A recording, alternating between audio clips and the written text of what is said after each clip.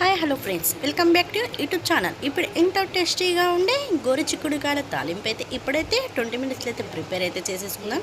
చూడండి, ఒక ప్యాన్ అయితే పెట్టేసుకొని డ్రీఫ్కి సరిపడంత ఆయిల్ అయితే వేసేసుకొని 1 టేబుల్ స్పూన్ జీలకర్ర అయితే వేసేసుకొని ఒక కరివేపాకు అయితే వేసేసుకొని అలాగే 1 కప్పు వరకు అయితే ఇలాంటి ఆనియన్స్ అయితే ఇందులోకైతే మనమైతే వేసేసుకోవాలి. చూడండి, ఇదైతే గోల్డెన్ వైట్ కలర్లో వచ్చేంత వరకు ఫ్రై అయితే చేసేసుకోవాలి. అలాగే మనమైతే ముందుగా అయితే ఉడికించి పెట్టుకున్న గోరుచిక్కుడుకాయలు అయితే ఇలా అయితే కొద్దిగా అయితే ఇందులోకైతే యాడ్ అయితే చేసేసుకోవాలి. చూడండి, నేనైతే ఈ గోరుచిక్కుడుకాయలు అయితే 2 విజిల్స్ అయితే పెట్టేసుకొని ఇందులోకైతే ఇలా అయితే కొద్దిగా అయితే యాడ్ అయితే చేసేస్తున్నాను.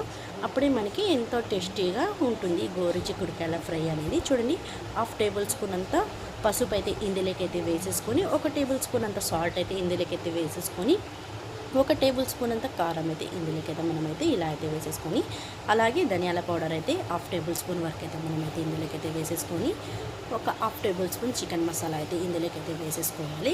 చూడండి, గరం మసాలా కూడా 1/2 టేబుల్ స్పూన్ అయితే వేసేసుకొని ముందుగా అయితే గ్రైండ్ చేసి పెట్టుకున్న ఎండు కొబ్బరి అయితే ఇందులోకైతే ఒక 2 టేబుల్ స్పూన్ వరకు అయితే ఇందులోకైతే వేసేసుకొని బాగా అయితే రోస్ట్ అయితే చేసేసుకోవాలి ఒక 20 మినిట్స్. చూడండి, ఎంత కలర్ఫుల్గా ఎంత టేస్టీగా ఉంది కదా గోరుచిక్కుడుకాయల తాలింపు అనేది. చూడండి, ఇదైతే నేనైతే రోటీస్లోకి అయితే చేసేసుకుంటున్నాను. మీకు నచ్చినట్లయితే ఈ వీడియో అయితే లైక్ చేయండి, షేర్ చేయండి, యూట్యూబ్ ఛానల్ అయితే సపోర్ట్ చేస్తుంది. చూస్తున్నారు కదా, కామెంట్స్ లైక్ అయితే చేయటం లేదు. Please support me YouTube channel. చూడండి, ఎంతో టేస్టీగా ఉండి గోరుచిక్కుడుకాయల ఫ్రై అయితే 20 మినిట్స్లో ప్రిపేర్ అయిపోయింది.